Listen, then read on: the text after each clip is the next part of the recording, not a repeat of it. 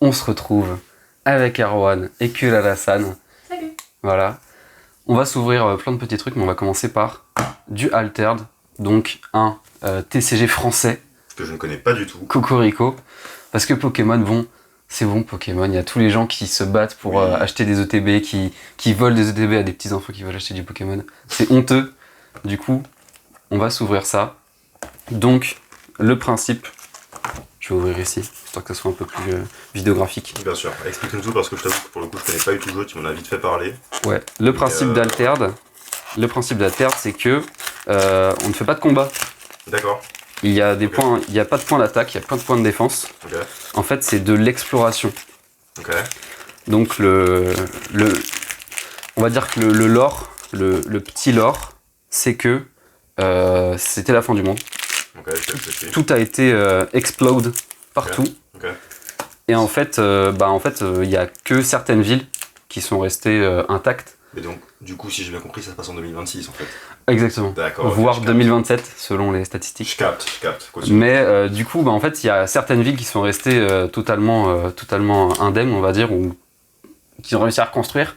Et en fait, le monde doit de nouveau réexplorer tous les univers, tous les endroits qui ont été perdus. Du coup, en fait, le principe, je vais vous montrer ces petites cartes. Ces petites cartes-là, qui sont assez jolies, qui sont en fait... Retournez. Hop. Qui sont techniquement les terrains où on va pouvoir... alors les terrains, pas la mana. Hein. Les terrains où on va pouvoir... alors c'est comme ça. Mais j'ai pas le... Hop, on va dire comme ça. C'est pas dans ce sens-là, mais voilà. C'est pour vous expliquer. Les terrains où on va pouvoir se déplacer. Donc, le principe du jeu très rapidement, c'est que vous avez un héros et un compagnon. Et le but, ça va être de comparer les puissances. Et du coup, celui qui a la plus grande puissance peut accéder au niveau suivant. Et de l'autre côté de la partie compagnon ou héros, celui qui a le plus de puissance entre les deux personnages va avancer. Et le but, c'est d'arriver à la fin et d'être le premier à avoir exploré toutes les régions. Donc en fait, c'est un peu entre le jeu de plateau et le TCG quoi. C'est ça. C'est mi-jeu de plateau, mi-TCG. Ok. Et il y a des extensions, du coup, t'as plus de cartes terrain et... C'est ça. Les cartes terrain changent pas. Ok. Il y a les illustrations qui changent, mais c'est à peu près toujours la même base. Ok. Tu les mélanges parce qu'il y a des couleurs qu'on va voir sur les cartes. Donc eau, montagne, forêt, basiquement. Et du coup, ce sera la carte qui a le plus d'eau ou la carte qui a le plus de forêt qui pourra avancer. Donc c'est intéressant. Pour l'instant, il y a 3 extensions. La 4ème est sortie il n'y a pas longtemps, je crois. Ou dans tous les cas, elle va sortir il n'y a pas longtemps. C'est un peu vieux quand même. Donc ok. On n'est pas sur du Pokémon où il va y avoir des communes, des AR, machin. On va plus être sur un truc un peu basique où il va y avoir des uniques. Donc, si jamais j'en trouve, j'en expliquerai. Donc, on a toujours des petits terrains au départ. Ça, c'est classique. Et après, on va commencer à ouvrir. Donc, on a Rin et Orchid. Donc ça, c'est un héros. J'expliquerai après. Est-ce que c'est un héros? L'affamé. Léo, expert en reliques. La porteuse d'esprit. Ça, c'est un sort, du coup. Ok. Donc on reste quand même sur le système monstre, sort... Exactement. Okay. L'indique. Cargan. Beaufix. Minotaur. Oh, j'avoue, elles sont belles les cartes. Hein. Il y a de très belles illustrations. C'est en général, c'est des illustrations faites par des Français. Ouais, bah oui, donc c'est un peu cool. Spoiler. Spoiler. Je crois que c'est... Je sais pas si c'est une unique, mais ça ressemble à une unique, mais elle est pas... Voilà. Très stylé. Ça, c'est les cartes de fin. Ok, je vais vous expliquer rapidement avec cette carte-là. Donc, là, on a les points de puissance selon les biomes. Donc, eau, terre, forêt. Et ici, on a les points d'invocation et les points d'invocation de réserve. Donc, ça veut dire que quand il y a une carte qui meurt pas techniquement, juste qui a été utilisée, elle va dans la réserve et tu peux la réutiliser avec le deuxième point d'invocation. Okay. Donc ça, c'est intéressant. Après, il y a des effets où les cartes elles peuvent rester sur le truc plus longtemps. Il y a des effets qui peuvent être utilisés depuis la réserve. Il y a plein de petits, petits simagrées. Voilà, donc, carte intéressante. Okay. Belles illustrations, à peu près tous par des Français. Donc ça, c'est bien, c'est un jeu français. Après, la VO est en anglais quand même, mais de base. Faut que ça reste international. Si exactement. Marcher, bien sûr. Mais de base, c'est très stylé, cela. Très joli. Donc ça, c'est les héros du coup. Donc c'est les cartes qu'on va mettre dès le début, un peu comme les Planeswalkers Ce que j'allais dire, ça ressemble un peu à de Magic, ouais. qui vont avoir des effets constants, des effets permanents sur le terrain. Damn. Damn. Très joli. Pacify. Hydre de Lerne. Donc après, il y a plein d'effets, je vais pas tout vous expliquer ici. Ils pourront faire pause pour lire, si ça les intéresse. Voilà, c'est ça exactement. Et du coup, je vais vous expliquer le système des uniques. Parce que du coup, dans Pokémon, je sais pas si dans Yu-Gi-Oh! Il y a tant de ça de cartes rares ou des trucs qui valent cher et tout. Oui, complètement. En tout cas, dans Pokémon, il y a le business. Oui, c'est sûr. Le business décadent des cartes rares. Là, Yu-Gi-Oh! C'est plus dans le jeu que ça va être cher, puisque plus une carte est forte, plus elle est chère. Ouais, c'est ça. Voilà. Et ça, c'est quoi? Donc ça, aucune idée. Parce qu'elle était retournée. Ok, d'accord. C'est les jetons, c'est pour ça. Ok, d'accord. Okay. C'est les jetons. Donc les uniques, qu'est-ce que c'est? C'est des cartes qui sont en fait littéralement uniques. C'est des algorithmes qui créent des variantes de cartes en fait. Et du coup, toutes les cartes un peu rares, elles ont des versions uniques. Et du coup, en fait, personne n'a la même carte unique. Okay. Parce qu'en fait, c'est littéralement un algorithme qui sort un nombre de cartes décidé par le développeur, j'imagine, par l'éditeur. Okay. Et du coup, en fait, tout le monde va avoir sa petite mise au point des familles. Du coup, oui, comme je disais, du coup, des algorithmes qui font des petits changements, en fait. Par exemple, il y a une carte qui peut valoir 3-3, et l'unique, elle peut valoir genre 2-3. Okay. Du coup, le premier coup d'invocation, il va être moindre. Du coup, il va être plus fort dans certains types de decks ou après en compétitif. Et du coup, c'est intéressant d'avoir ce type de carte. Il y a du compétitif du coup ? Il y a du compétitif. Ok, trop bien. Ouais. Il y a de la scène compétitive. Je sais pas si vous connaissez, j'imagine, l'époque de le stream avec Maxildan, Jiraiya, tout ça. Ah, merci. Et du coup, Maxildan et Rofelos qui ont une chaîne YouTube qui s'appelle Les Joueurs du Dimanche et qui parfois invite des compétiteurs d'Alterne. Du coup, c'est très sympa. Bon, c'est pas le truc le plus en vogue. Oui, forcément, c'est compliqué de se développer en même temps. Donc le petit jeton. Mais même les jetons, ils sont stylés, hein. Ah, mais vas-y, je regarde. Vas-y, regarde. Les illustrations sont vraiment belles.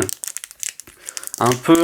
En fait, c'est bizarre, mais du coup, c'est même pas Magic, c'est même pas... Parce que c'est un univers un peu light fantasy. Ouais, c'est un peu... c'est pas dark, c'est pas... Ouais, c'est pas fantasy. C'est joyeux, c'est coloré, c'est sympa. Je capte. Donc c'est très... Ouais, c'est cool. C'est genre, ça fait du bien d'avoir des illus un peu sympas. Et moi, j'ai une question pour toi. Ouais. C'est quoi, du coup, les QR codes en bas à droite, là ? Alors, j'y viens juste maintenant. Qu'est-ce que c'est les QR codes ? Donc, aussi pourquoi on peut pas faire... Enfin, on peut techniquement pas faire d'ouverture en live. Parce qu'en fait, chaque carte... Donc là, les petits QR codes. Vous pouvez essayer de le faire, vous n'y arriverez pas. Chaque carte est à moi. D'accord. Virtuellement à moi. Ça veut dire que à la fin de cette ouverture-là, avant que je diffuse la vidéo, bien sûr, du coup, évidemment, je vais scanner toutes ces cartes et du coup les cartes seront littéralement à moi. Ça veut dire que si on me vole cette carte, on ne peut pas puisque c'est la mienne et du coup si quelqu'un veut la rescanner sur son téléphone, il n'y arrivera pas. D'accord. Parce qu'elle aura déjà un propriétaire. Mais du coup, j'ai une question. S'il y a un système de propriété virtuelle, est-ce que du coup il y a une version en ligne du jeu ? Alors il y a une appli où tu peux échanger des cartes. Okay. Et en fait, du coup, le système de QR code, ça te permet de, si tu veux, faire imprimer tes cartes. Donc, comme tu le veux. En fait, sur le site, tu peux faire imprimer tes cartes. D'accord. Par exemple, si moi j'ai une unique et que tu la veux, et que du coup, il y a le système de machin qui est chiant, ouais. Et ben en fait, je vais pouvoir te l'échanger virtuellement. Et après, moi, je fais une impression. Et ensuite, toi, on peut réimprimer les cartes comme on veut. Du coup, ce sera moins cher, mais c'est quand même payant. Mais après, je t'imprime une carte sur du papier random. Non, c'est en. Oui, ok, d'accord. En vraie carte. Imprime et après, t'envoies quoi. Oui, oui. Oui, ok, d'accord. C'est des vraies réimpressions. C'est pas juste toi, t'imprimes ton truc et basta. Oui, sinon, ça sert à rien quoi. Voilà. Ok, d'accord, stylé, bon concept, j'avoue. Voilà. Et du coup, tu peux échanger tes cartes. Donc, c'est un peu cool. Okay. C'est un peu sympa parce que du coup, les uniques, t'as l'impression de vraiment posséder tes cartes. Et après, il y a une bonne appli où tu peux mettre tes collections, machin, okay. avec des news. Avec tout le lore aussi, il y a 1 milliard de pages de lore. J'imagine. Donc c'est hyper sympa. Et j'ai pas encore fait de partie puisque j'ai pas acheté de deck. Mais j'ai vu plein de parties se faire et c'est agréable à regarder parce que on dirait que c'est facile et que c'est juste un combat de queue en mode j'ai plus de montagnes donc c'est bon. Mais en fait il y a plein d'effets, il y a plein de trucs. Il faut penser les tours plus loin parce que quand par exemple cette carte elle est 1-1, sauf qu'à la fin tu l'envoies en réserve, du coup t'as plus de 1-1. Donc tu peux soit tout mettre d'un coup mais du coup le tour d'après ça va être chiant. Ou faire l'inverse. Bref. Ok, pourquoi pas. Il y a plein de petits systèmes comme ça. Et du coup, ça rend les parties très, très étoffées. Ouais, bien sûr. Et au final, c'est pas redondant. Ok, donc, déjà, parce que l'éditeur, de base, il fait des jeux de société. Oui, c'est ce que j'allais dire. C'est pour ça que ça fait un peu de jeu de plateau. Ouais. Voilà, c'est ça. Donc, ça fait très jeu de plateau. Et tu comprends que c'est pas juste un jeu où tu tapes sur la gueule parce que t'as des monstres forts, t'as des monstres pas forts, quoi. Donc, c'est quand même. Des strats, quoi. C'est ça, il y a des strats. Et c'est vachement intéressant à jouer. Et donc on voit ici, il y a des comment ils appellent ça, des ordres, je crois. Ouais. Et du coup, tu peux jouer que un ordre, par exemple. Tu peux pas faire de duo. Tu peux jouer que avec les musiciens, par exemple, les artistes. Tu peux pas faire artiste et paladin. Tu vois. Ok, d'accord. Donc après, du coup, chaque ordre a son gameplay spécifique, on va dire. Oui, tu peux pas biclass, quoi. Ouais, voilà. Ou en tout cas pas pour l'instant. Peut-être que c'est la 4e extension, donc peut-être qu'après il y aura plus de trucs. Mais pour l'instant, tu peux pas biclass. Déjà, si vous suivez un peu, déjà on a vu qu'il y avait des souris qui avaient 3 de puissance en forêt. Il y a des petits changements parfois sur les moyennes rares, sans que ça soit unique. Les uniques c'est juste des changements, mais ça brille. Okay. mais c'est beau et le nom étant comme ça, tu vois. Tu vois, par exemple cette carte tout à l'heure, elle avait genre 4 de 4. Là elle a 0-0-0, sauf que elle a un effet en plus. Ok, donc la même carte peut avoir des stats différentes en fait. La même carte peut avoir des stats différentes. Pourtant, c'est pas une unique parce qu'elle est pas brillante, enfin, c'est pas unique comme je l'entends. Mais en soi, c'est des petits trucs supplémentaires qui fait que c'est intéressant d'ouvrir, d'échanger pour étoffer les gameplays, on va dire. C'est ça. Et tu peux faire un peu ce que tu veux. Donc en vrai, c'est grave sympa. J'ai niqué le booster.